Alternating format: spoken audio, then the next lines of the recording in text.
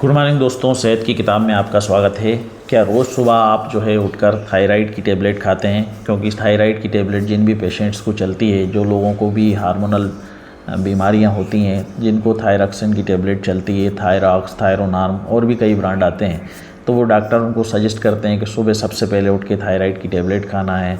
फिर कम से कम 1 घंटे तक आपको दूसरा चाय, पानी, नाश्ता कुछ भी नहीं लेना है।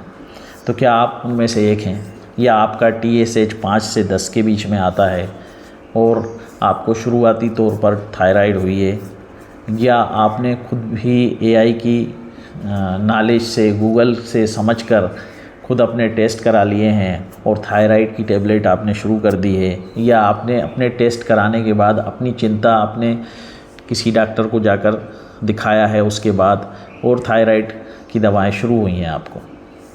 तो सबसे पहले तो ये सेल्फ़ मेडिकेशन जिस तरह से पहले लोग कहा करते थे, उसको नहीं करना चाहिए। इसी तरीके से अब आप इस बात का भरपूर ध्यान रखें कि इस AI के दौर में, आर्टिफिशियल इंजीनियरिंग के दौर में, अपनी बीमारियों को या जो नॉलेज आपको मिल रही है उसको आप सही ना मानें। AI को यूज़ करने के लिए भी ट्रेंड होना पड़ता है, उसकी ट्रेनिंग लेना पड़ती है, क्योंकि AI के गलत यूसेज की वजह से बहुत सारे लोग मानसिक रूप से अपने आप को प्रताड़ित समझते हैं। तो कभी भी सालाना टेस्ट जो आप कराते हैं वो बिना डॉक्टर की सलाह के ना कराएं। और अगर आपको कोई तकलीफ़ है तो आप अपने फिजिशियन से कंसल्ट करें, अपने फैमिली डॉक्टर को दिखाएं।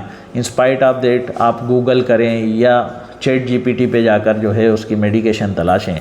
ऐसा करने से बहुत नुकसान लोगों को उठाना पड़ रहा है, इससे आपको बचना चाहिए। तो अभी एक केस मेरे देखने में आया कि पहले ही उन्होंने टेस्ट करा लिए, यंग बच्चा है, और उसके बाद फिर वो डॉक्टर के पास गए, उन्होंने अपना डायग्नोसिस खुद ही बना लिया।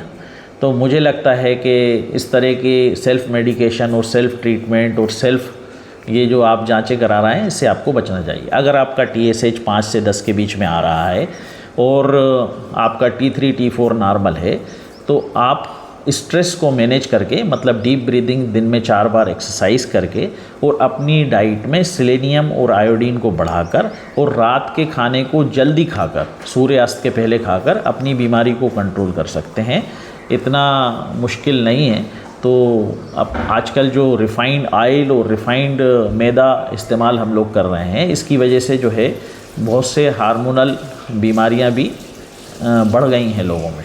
तो आपका कार्टिसोल और आपका लीवर स्लेगिश हो रहा है, मतलब स्लो काम कर रहा है।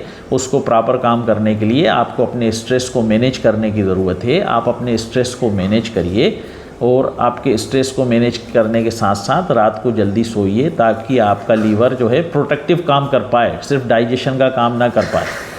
डाइजेशन से हटके लीवर का जो काम है वो लीवर करे। तो ये छोटे छोटे से सुधार करिए, और अपने डॉक्टर को हमेशा कंसल्ट करिए। AI के थ्रू इलाज करने की कोशिश ना करिए, और कभी भी किसी डॉक्टर के पास जाने से पहले कोई रिपोर्ट करा के पेशेंट को नहीं जाना चाहिए। डॉक्टर को अपना हाल बताएं, और पेशेंट को डॉक्टर फिर सजेस्ट करेगा आपको क्या टेस्ट कराने। कई मरतबा जिस चीज़ को आप बीमारी समझ रहे हैं वो बड़े नॉर्मल लक्षण होते हैं। धन्यवाद।